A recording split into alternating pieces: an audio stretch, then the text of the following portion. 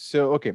So during loose motion or other food poisoning, what should one do? Means like suppose a person is having continuous loose motion, body is getting completely dehydrated. So that time, if that person wants to have something, so what should one should actually eat that time?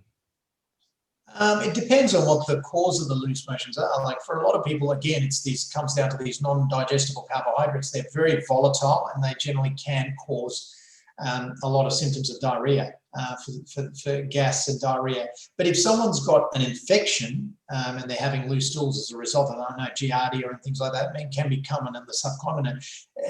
For that, it's fluid and electrolytes, okay? And that's the best way to manage that in the acute stage, and some antibiotics if required. But if someone's having loose stools because their diet is problematic, well, you want to modify the diet rather than sort of band-aid the problem, I suppose. Right.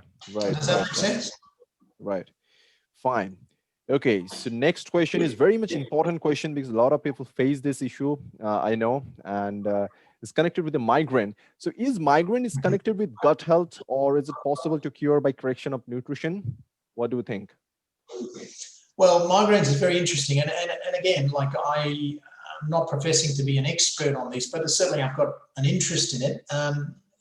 There does seem to be a very strong connection between the gut and migraines. Okay, so the same neurotransmitters that run the gut run the brain. Okay, and what we think, or the latest theories on migraine, it's a form of energy dysregulation and a disruption to the blood-brain barrier that's occurring. Okay, so their glucose homeostasis drops, their utilization of free fatty acids drops. So it's like an energy starvation to the brain. Why it occurs, people are not sure, but it can be worse in the setting of elevated insulin, so foods that tend to spike insulin. The data on high-level ketosis in conditions like epilepsy and even in migraine is very exciting. It shows that when there are not these big swings in your blood sugar, and there's just an even fuel going into the systems through ketosis, and your blood sugar is always maintained at a steady state. Yes. Right? It doesn't matter if you're on a high carbohydrate diet or low carbohydrate diet. If you're a metabolically healthy person without diabetes, a type 1 or type 2, your blood sugar should just be an even steady state. Your body will break down protein to make sure that your blood sugar stays that way. Where I think these sort of diseases like migraines and so forth and epilepsy tend to respond to these low carbohydrate ketogenic type diets is because you take away the swings, the wild swings in blood sugar. And that's probably a very simplistic method of looking at it, but there is no doubt that the ketone bodies liberated through a low carbohydrate diet or through fasting are beneficial for brain health. They are somewhat they inhibit a somewhat excitatory brain. So Autumn, so as I can understand from your overall statement that if we abuse overall insulin system by consuming a lot of amount of sugar, carbohydrate milk continuously, and if that person is not having a good metabolic health, that time this kind of situation, especially migraine, may happen, and that is what the real cause behind it, because we actually abuse the insulin system and we are not actually keeping that overall blood sugar available at the homeostasis. That time the overall uptake of glucose and the brain starvation mode happens, and automatically this kind of situation, migraine situation happens from your Yeah, absolutely.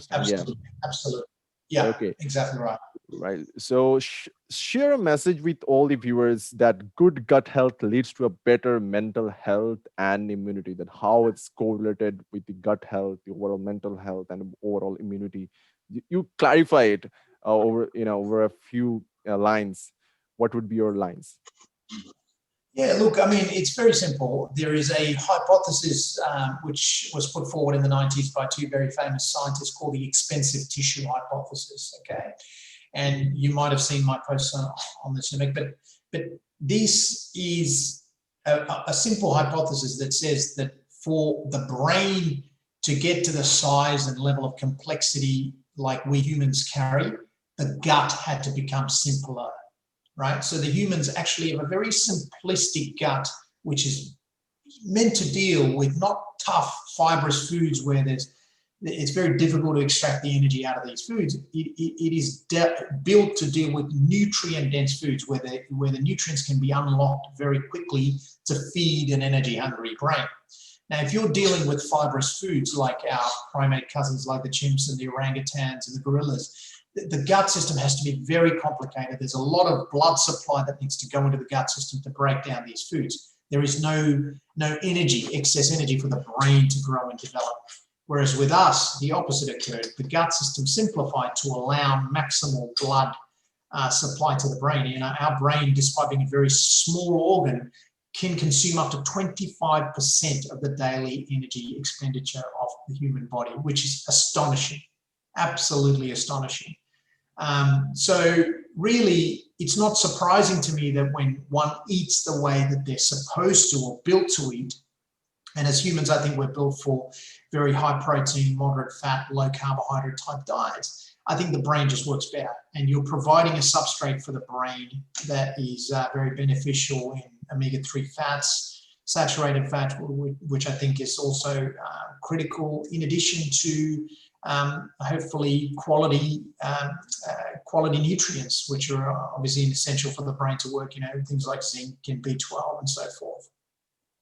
Right, right. So it's completely directly connected. If your gut health is overall, completely fine, if you're maintaining a high quality nutrition dense food, as you said, Pran, then automatically our overall mental system or overall cognition, gets enhanced with all the right nutrition choices.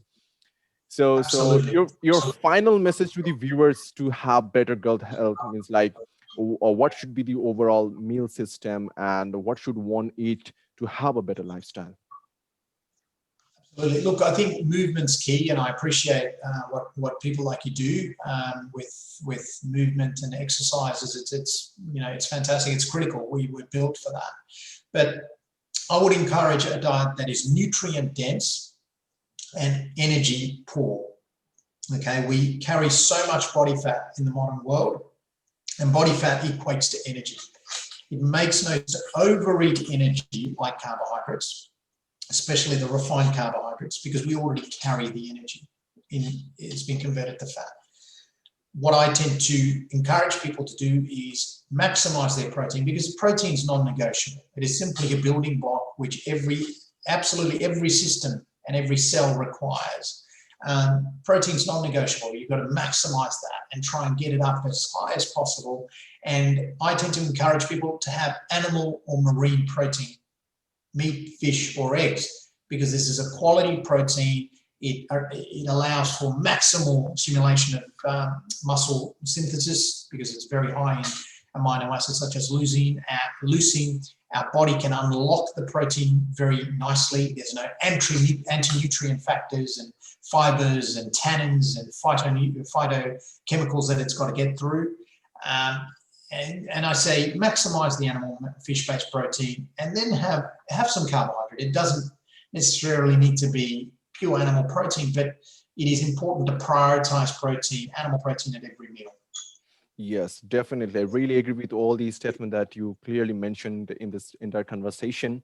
But I would really love to have another conversation on this protein, basically, because a lot of people have this misconception, especially about which protein is actually better for overall digestion, plant-based or animal protein. Because right now, if you see, there are a lot of supplement companies are also bringing up some plant-based protein, and they're just trying to put into the market this plant-based concept, and people are actually grabbing all these plant-based protein. Basically, I really do not understand that we are we all chimpanzees, apes, or we are all humans? Sometimes I really get confused Yeah. with that. Yeah. Now, look, there's a lot of push to have things like pea protein and pea protein supplements, but the reality is a lot of these things are very rich in phytoestrogens, okay, plant-based estrogen. They're also very rich in lectins, anti-nutrients. There is protein there, but it just comes with its baggage. So what I encourage people is maybe consume protein where there is no baggage. Right. Where an animal's been able to eat the plants, sort out all the anti-nutrient factors, and store it in an easily accessible form for you as a human to be able to ingest. Right, great. I really agree. Well, means like all the questions that I had in my mind, it was a great conversation because you have answered all the questions, and really I'm feeling great to, have you. And it was really a nice conversation, I must say. And I will really want, I would like to have again some other days, if we can talk some other topics, because as I can understand, it's not possible to cover all the topics in a single conversation. It's not possible. So that's It's a why I big think, topic. yes. So I'd like to have you again, once again. But right So now, it'll be a pleasure to do that. It'll be a pleasure yeah, to do it will be an honor for me again to have you, because Pran is, you have no idea that how, you basically inspire people through your post, through Instagram, the post that basically you do in a very simplistic way, as I said before. And that's why it got my attention, and it was a great conversation with you again also, because this conversation went very, very clarified, very, very transparent. Thank you so much for joining this conversation, Pran. It's an Really, absolute pleasure. Thank you. Thank you so much. thank you so much.